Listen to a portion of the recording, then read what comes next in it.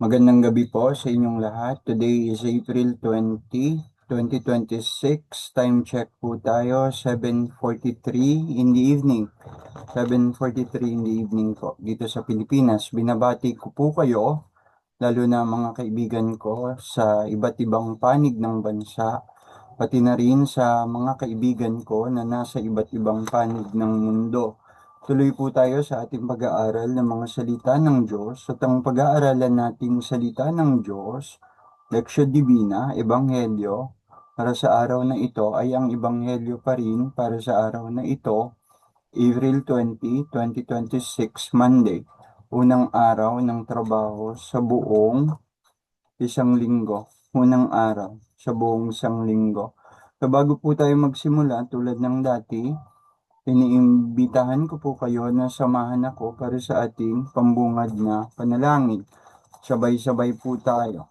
Wait lang po. In the name of the Father, and of the Son, and of the Holy Spirit. Amen. Come, Holy Spirit, fill our hearts with your holy gifts. Let our weaknesses be penetrated with your strength this very day, and we may fulfill all the duties of our state of grace conscientiously, and we may do what is right and just. Let our charity be such as to offend no one and hurt no one's feelings, so generous as to pardon sincerely any wrong done to us. Assist us, O Holy Spirit, in all the trials of life. Enlighten us in our ignorance, advise us in our doubts, strengthen us in our weaknesses, help us in all our needs and embarrassment, protect us in temptations and consoles us in afflictions. Graciously hear us, O Holy Spirit, and pour your light into our hearts, our soul, and mind. Assist us to live a holy life and to grow in goodness and grace. Amen. Come, Holy Spirit, with your light, with your grace, with your strength, with your consolation, with your charity, that we may be worthy to live a life of holy love. Amen. Most Sacred Heart of Jesus, have mercy on us.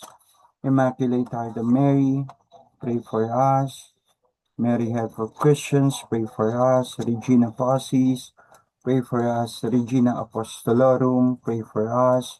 God's legions of angels, pray for us.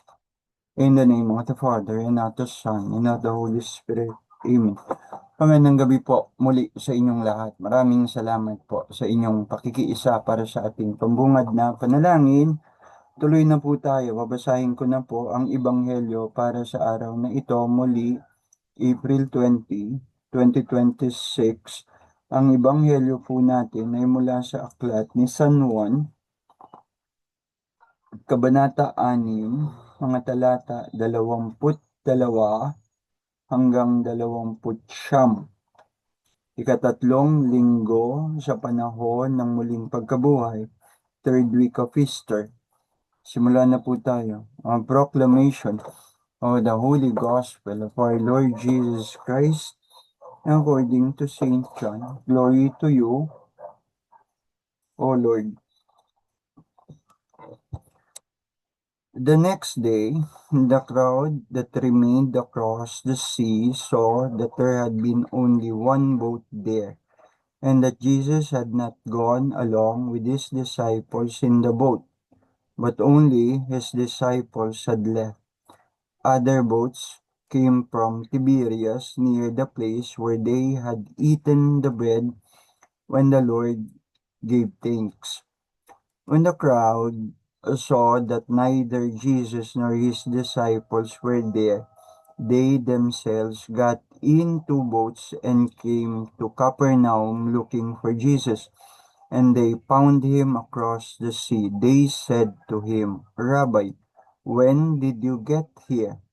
Jesus answered them and said, Amen, amen, I say to you, you are looking for me not because you saw signs, but because you ate the loaves and were filled. Do not work for food that perishes, but for the food that endures for eternal life, which the Son of Man will give you. For on him the Father, God, has set his seal. So they said to him, what can we do to accomplish the works of God? Jesus answered and said to them, this is the work of God, that you believe in the one he sent. The gospel of our salvation. Praise to you, Lord Jesus Christ. So tuloy na po tayo. Tuloy na po tayo. Punta na tayo dun sa ating, punta na tayo sa ating, punta na tayo sa aking, sorry. Punta na tayo sa aking reflections, pagbabahagi. Wait lang po. Open the notes. Wait lang po. Simulan na po. The Christian song titled Who Am I? By Casting Crowns is right about its many lines. And then came the lines, not because of who I am, but because of what you've done, not because of what I've done, but because of who you are. These lines defines our littleness and the greatness of God's doing into our lives. Given God the Father loved us, the humanity, that He sent His only begotten Son for this love.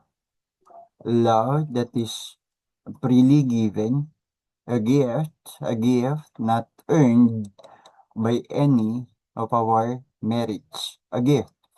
And God, the Son, accepted what was necessary for our salvation, the Paschal mystery, that He too offered Himself as a gift to humanity. The Paschal mystery, the passion, death, and resurrection of our Lord Jesus Christ. The role of the Holy Spirit continues this manifested love of God the Father and God the Son. The Holy Spirit guides us, continuously guides us, the church, empowers us, the church, the body of Christ, through the sacraments, and lead us fostering a deeper relationship with God and to one another. Okay, so ang Diyos nananatiling pinalalakas tayo sa pamamagitan ng mga sakramento ng ating simbahan. Ang mga sakramentong yan ay tanda ng pananatili ng Diyos, ng presensya ng Diyos sa atin. To be sure of it, you can make a quick readings, spiritual readings, research about what is the role of the Holy Spirit as explained by our Catholic faith. Not because of what I've done, but because of what you've done. Paraphrasing, what we do for God isn't less essential. Kung ano man ang magagawa natin para sa Diyos, hindi sinasabing hindi na yan mahalaga. Okay? As disciples and friends who chooses to follow Jesus, tayo na mga alagad at disipulo, tagasunod, kaibigan ng Panginoong Jesus. Okay, etong mga nagagawa natin para sa Diyos, it also matters. Yung mga bagay na yan, it also matters. It also matters that we do the work of God. Our church fathers, mga ama ng ating simbahan, referred to these works as with redemptive value. Nakakatulong sa pagliligtas. Hindi lamang pagliligtas para sa ating sarili, kundi pagliligtas sa ibang tao. Meron siyang, again, redemptive value. Imagine ang mundo na walang mga alagad ni Jesus. mga alagad ni Jesus ang nagagawa para sa Kanya. So, Christ's mission continues through us. Tayo, nagiging extension tayo ng mga kamay ng Diyos. Father Ben Beltran, SBD, simply puts it, na ang misyon ni Kristo, that Christ's mission should also be our mission. It must also be our mission. If we are Christ disciples, if we are Christ followers, Christ's mission must also be our mission. Father Ben Beltran, SBD, simply puts it that way.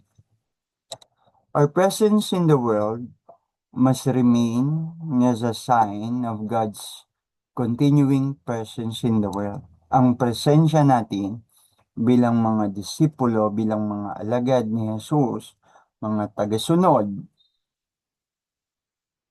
ang presensya natin ay nagiging tanda ng patuloy na presensya ng Diyos sa sanlibutan. Early Christians, yung mga unang Kristiyano, alam nila ang dangal, the dignity of human work, especially connected itong mga work na ito sa Diyos. Early Christians knew the dignity of all human work, especially even more with the honor and dignity doing the work of God. Doing the work of God.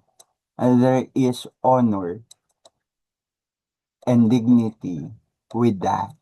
Doing the work of God. Early worship, etong mga pagsamba, the early worship of the early Christians ay nakilala sa tawag na liturhiya o liturgy, pagdiriwang.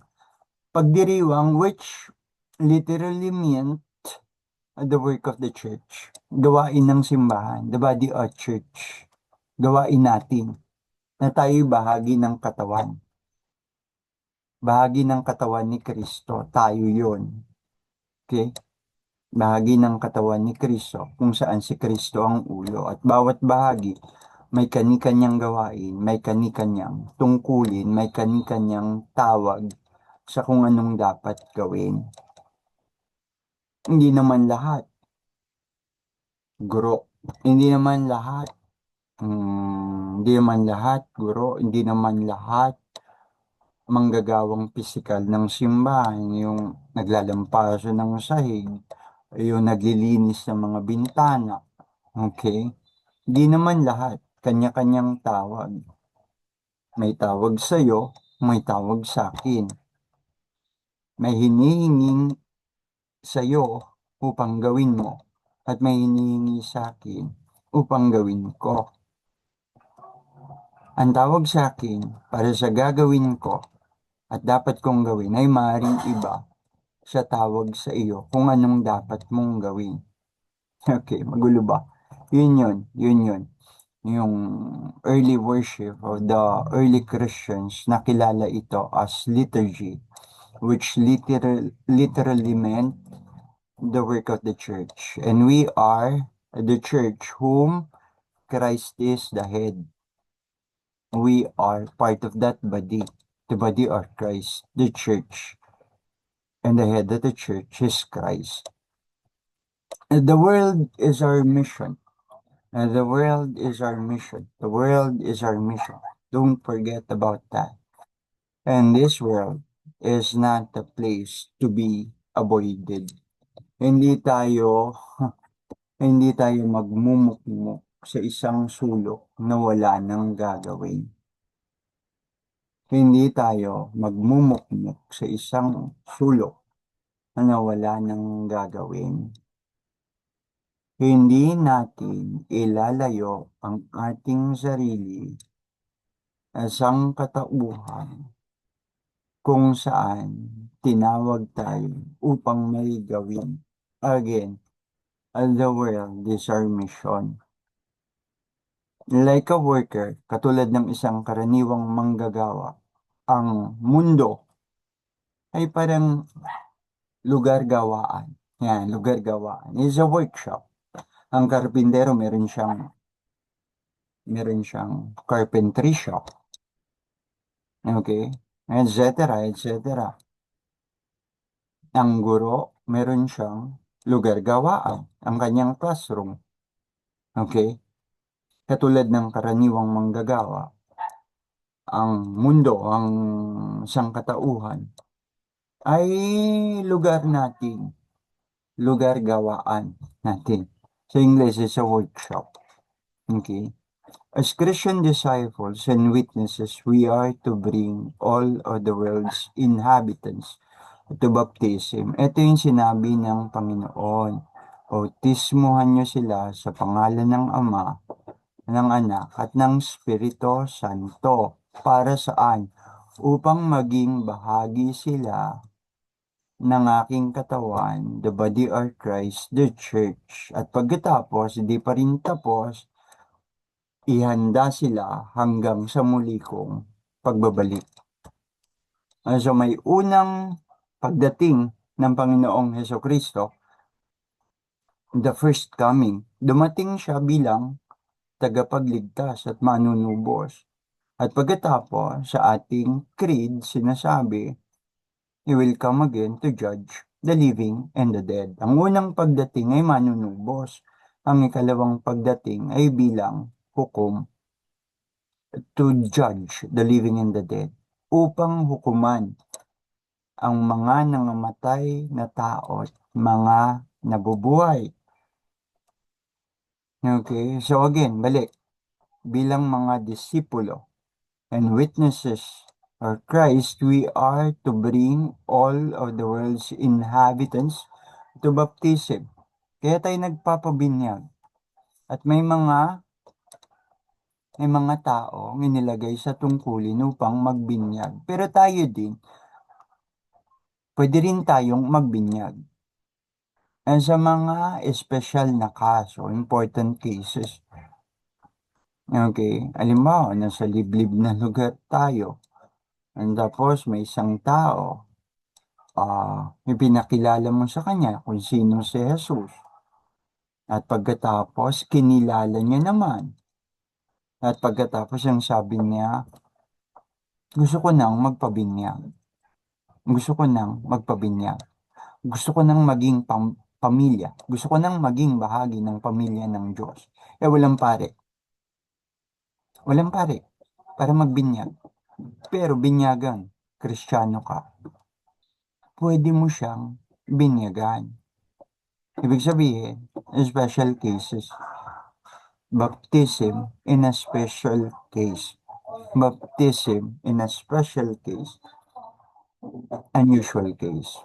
Okay, so tawagin ng lahat upang mabautismuhan sa pangalan ng Ama, Anak at Espiritu Santo, upang ang mga nagbautismuhan ay maging bahagi ng katawan ni Kristo, ang simbahan. At pagkatapos, hindi pa dun tapos, bahagi na sila, bahagi na tayo ng katawan ni Kristo, ng simbahan. Kailangan nating ihanda ang ating mga sarili at ihanda sila, ang ibang tao, sa kanyang muling pagbabalik, sa muling pagbabalik ng Panginoon. Patuloy at patuloy ito, paano? Sa pamamagitan ng ating mga panalangin. At ang banal na misa,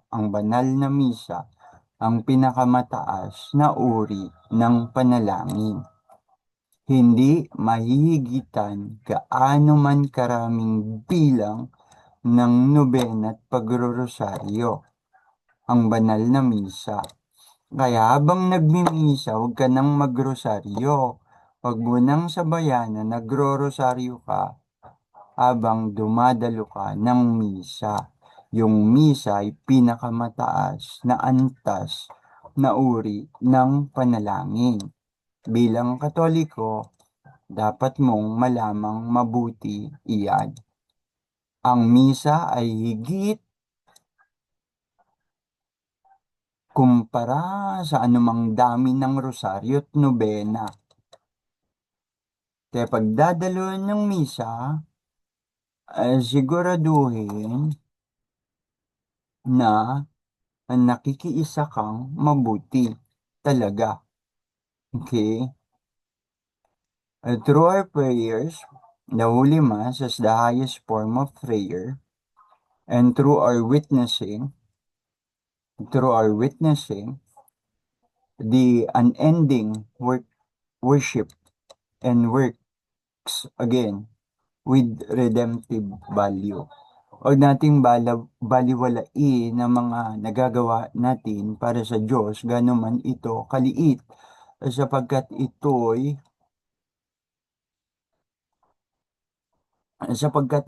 may redemptive value. Bagay na nakakatulong sa pagtutubos. Okay? Pag-akyat ni Jesus sa langit bago siya umakyat, nagiwan siya ng mga gagawin.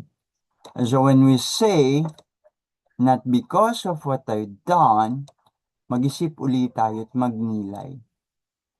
Not because of what I've done, but because of what you've done, still, magnilay ulit tayo at mag-isip. Still, may kailangan pa rin tayong gawin. Still, there is something for us that we must do or needs to be done. Bago umakyat sa langit ang Panginoong Hesukristo, tinatawag nga ito ng ating simbahan, the Great Commissioning. The Great Commissioning. Jesus opened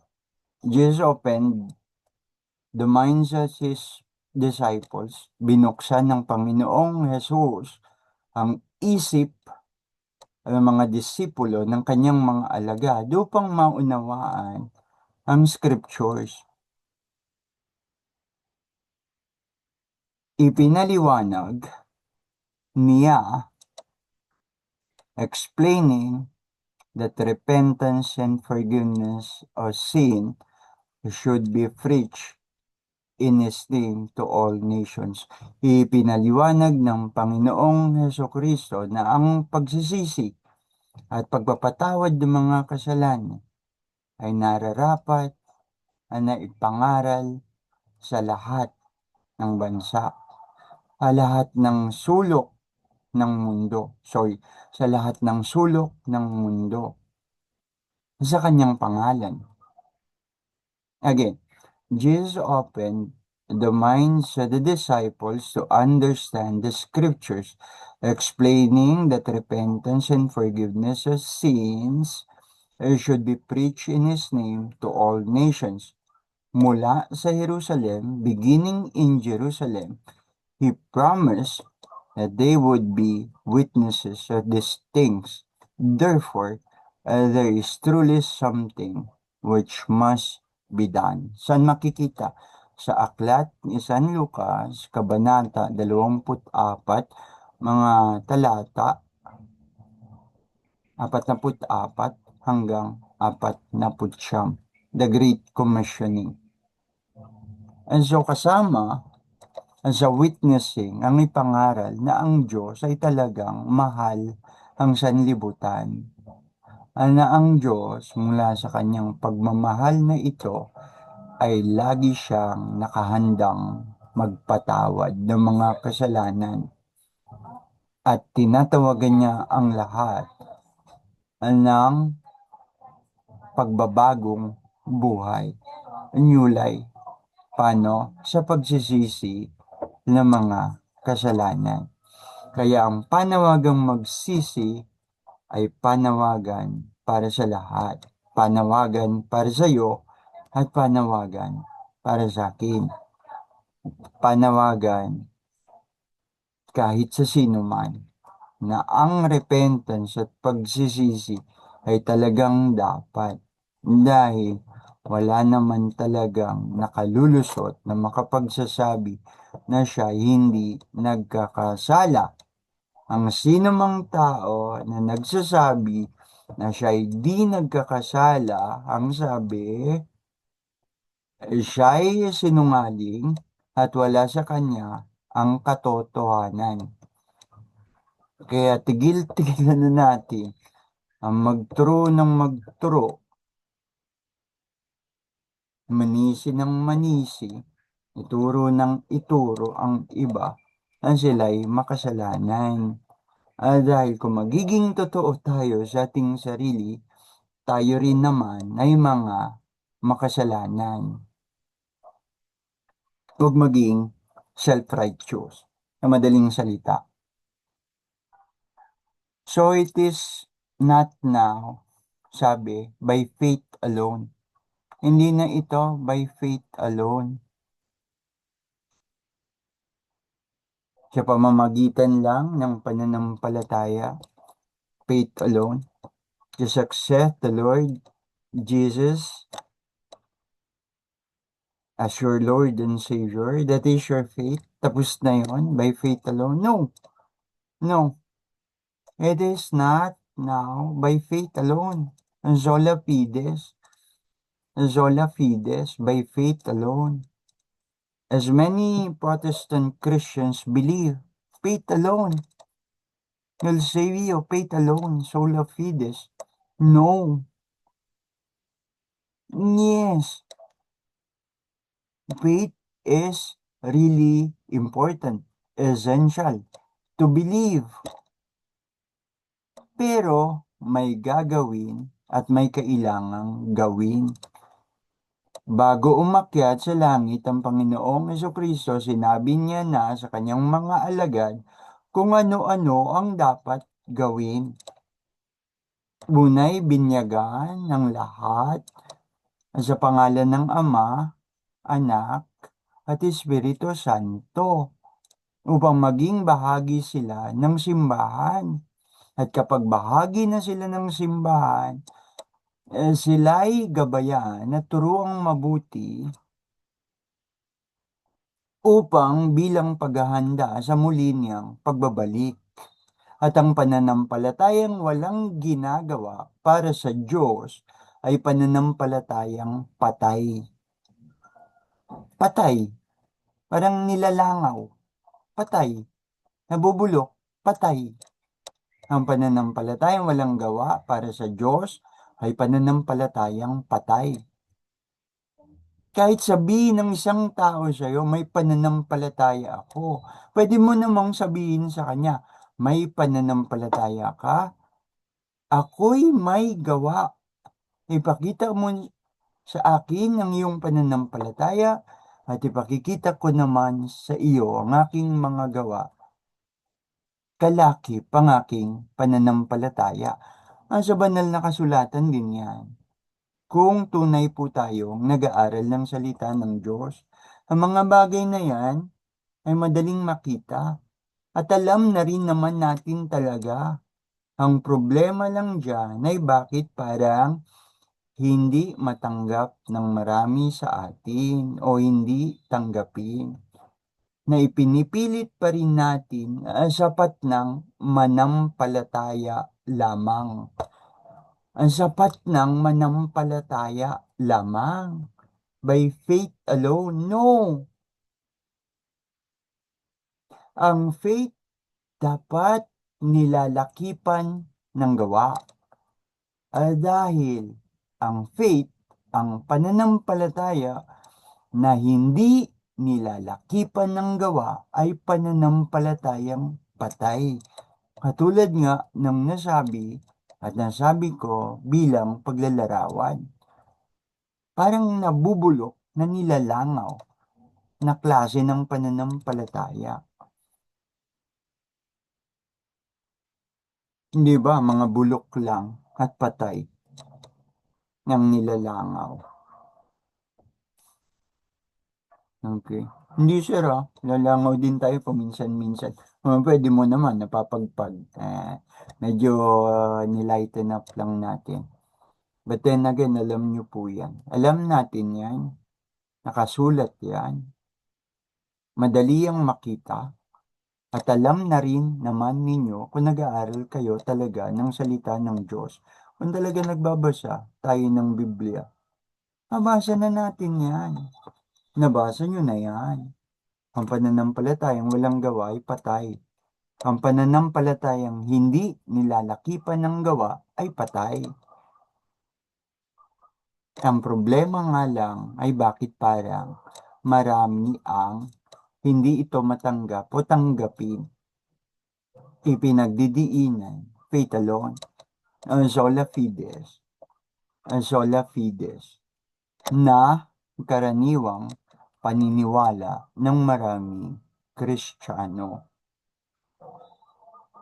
To a authentic Christian, sa isang tunay na Kristiyano, itong paggawa na ito, this work that needs to be done, na kailangang gawin, ay invitation to participate in that extraordinary divine plan of God. May plano ang Diyos sa sanlibutan. Maniwala tayong may banal na plano ang Diyos sa sanlibutan. At ikaw ay iniimbitahan upang maging bahagi ng banal na plano niyang ito. And so let us be thankful kung may ginagawa tayo, kung may dapat tayong gawin para sa Diyos.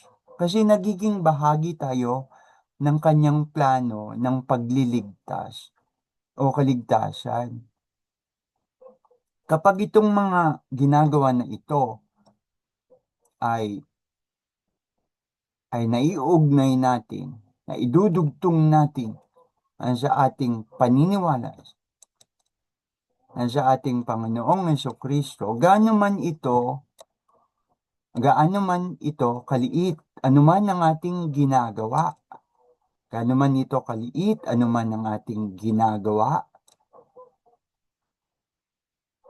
basta kalakip nito ang ating paniniwala kay Jesus, sa Diyos, Ama, Anak, at Espiritu Santo.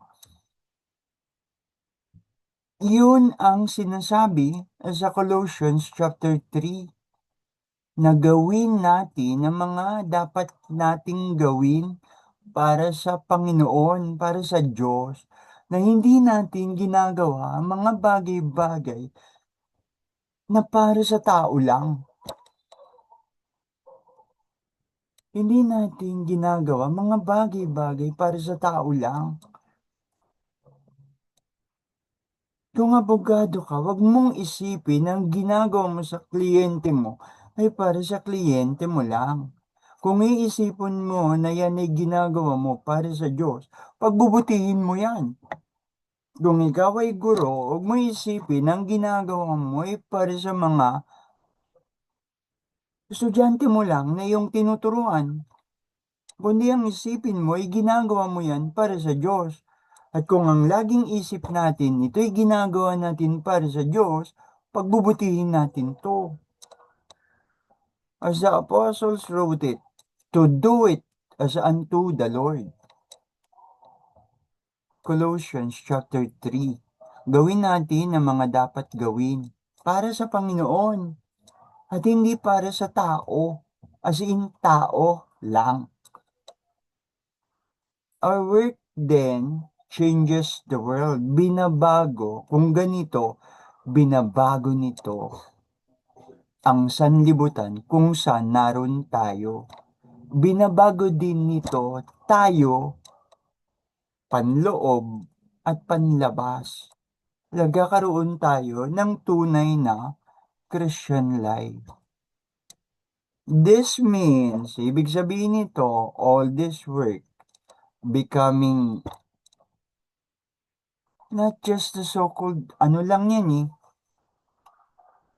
spiritual exercise, religious empty rituals, stuff, ganun lang. Hindi.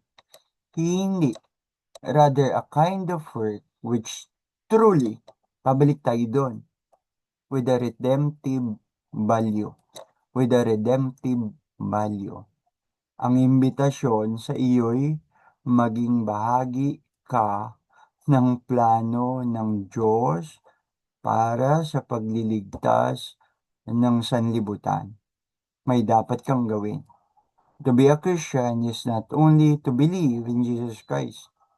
Hindi sapat na maniwala ka lang kay Jesus at tanggapin mo siya bilang Panginoon at tagapagligtas, kundi ito'y paulit-ulit at, at araw-araw, paulit-ulit, araw-araw, sanda-sandali, ang napagdidesisyon na makasunod sa Kanya sa pamamagitan ng iyong witnessing. Hindi yan, at tinanggap ko na si Jesus bilang aking Panginoon at tagapagligtas, tapos na. Hindi. Yang pagtanggap sa Diyos kay Jesus bilang Panginoon at tagapagligtas, kalakip niyan ang araw-araw na pagdidesisyon. Bawat sandaling pagdidesisyon. Anong desisyon?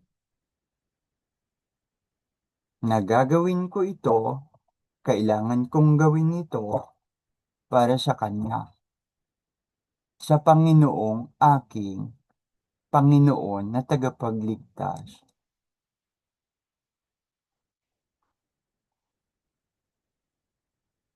A calling and to constantly decide, to always decide in every moment to follow Him through our witnessing. Sa pagbabasa natin ng banal na kasulatan, nilalaman natin ang maraming bagay tungkol sa Panginoong Hesukristo. Ngunit hindi ito sapat. Ang patuloy na panawagan sa atin ay ang makilala siya ng lubusan sapagkat sa higit nating pagkakilala sa Kanya, mas higit nating magagawa ang Kanyang mga ipinagagawa. Relasyon iyan ng isang disipulo sa kanyang guro. We keep on saying relationship, relationship. The question is, what is your relationship to Jesus? Kung ang relationship mo kay Jesus is you are a disciple, papaturo ka sa Kanya. Magpapaturo ka sa Kanya. Hindi lang aalamin mo ang mga bagay tungkol sa Kanya. Magpapaturo ka sa Kanya. Magiging teachable ka. Lalo na sa mga bagay na Kanyang itinuturo. Hindi pwede maging matigas ang ulo. Relasyon niya ng isang disipulo sa kanyang guro. Kung ang guro ay matuturo ang mabuti ang kanyang disipulo at ang disipulo ay mag-aaral na mabuti at makikinig at susunod sa kanyang guro, ang disipulo din ay nagiging kamukha ng kanyang guro sa maraming bagay kung hindi man sa lahat ng bagay. So kung papaturo tayong mabuti sa Panginoon, hindi lang natin naalamin ang mga bagay tungkol sa Kanya, kundi mag-establish tayo ng isang relationship na bilang disipulo sa Kanyang guro, bilang kaibigan sa Kanyang guro. Naging kaibigan sila ni Jesus ang mga unang alagad. May nagtaksil sa Kanya at yun din ay masakit ang pagtataksil ng isang itinuring na kaibigan. So, kung ang guro ay matuturo ang mabuti ang kanyang disipulo at ang disipulo ay makikinig na mabuti, susunod na mabuti sa kanyang guro, ang disipulo ay nagiging kamukha ng kanyang guro sa maraming bagay kung hindi man sa lahat ng bagay. At upang patuloy na mangyari ito ay patuloy din naman na dapat natin na katagpuin ng Panginoon sa mga liturhiya ng ating simbahan. Liturhiya muli literally meant the work of the church. The Lord invites us to continuously believe. The Lord invites us for a deeper relationship, not just with the mind thing, but more so with our hearts open to receive His unending and never tiring love. Christian life is a continuous encounter with the Lord our God, with what we study and what we do for Him. Ang Ebanghelyo ngayon ay naratibo ng paghahanap, naratibo ng pagtatagpo at pagkatagpo, naratibo ng pagsasaliksik, bakit ninyo ako hinahanap? Ano ako sa inyo? Ang ating relasyon. And the last three verses, verse 27, do not work for food that goes bad, but work for food that endures for eternal life, which the Son of Man will give you. For on him the Father God himself has set his seal. And then they said to him, what must we do if we are to carry out God's work? Jesus gave them this answer. This is carrying out God's work. You must believe in the one He has sent. Siya yun, si Jesus. Maniwala kayo sa kanyang isinugo. Ano ang dapat naming gawin upang magawa namin ang mga gawaing pang-Diyos? Ang sagot ni Jesus, ito ang gawain na kayo'y maniwala sa kanyang isinugo. Sinong tinutukoy niya? Ang kanyang sarili. Dahil siyang sinugo ng Ama para sa kaligtasan ng sanlibutan, tinutukoy ni Jesus ang kanyang sarili. You must believe in the one He has sent. And to us, maraming isinusugo sa atin. Maraming isinusugo ang Diyos sa atin, para sa atin. At tayo rin naman, pagkatapos nating maintindihan, pagkatapos nating maniwala, pagkatapos nating magkaroon ng conviction, eto na ito. Eto na talaga ito. Eto na talaga ito. Tayo rin ay maisugo. May mga isinusugo sa atin. Pagkatapos, naintindihan at tinanggap natin, pinaniwalaan natin, we believed it, then tayo rin. Hindi yan dapat maputol sa atin. Tayo din ay maisugo. Sabi nga ni Pope John Paul II, and he quoted, as the Father sent me, so am I. So am I sending you. As the Father sent me, so am I sending you. In the name of the Father, and of the Son, and of the Holy Spirit. Amen. Lord, we thank you for your special presence as we are reading and studying the word and pondering on it in our hearts. We thank you for the opportunity to know your word and your ways better. Strengthen us, our will, that we may put into practice what you have revealed to us through the sacred scriptures. Amen. Hanggang dyan na lang po. Magandang gabi po sa inyong lahat. Sana nakapag-iwan muli ako ng maidaragdag nyo sa alam kong pag-aaral nyo rin ng mga salita ng Diyos. Patuloy tayong pagpalain ng Diyos, lumikha ng lahat ng bagay, nakikita at di nakikita. Iligtas tayo sa lahat ng anumang kapahamakan, kasama na ang mga malulubhang pagkakasakit. Magandang gabi po sa inyong lahat. Hanggang sa muli, Brother Aaron.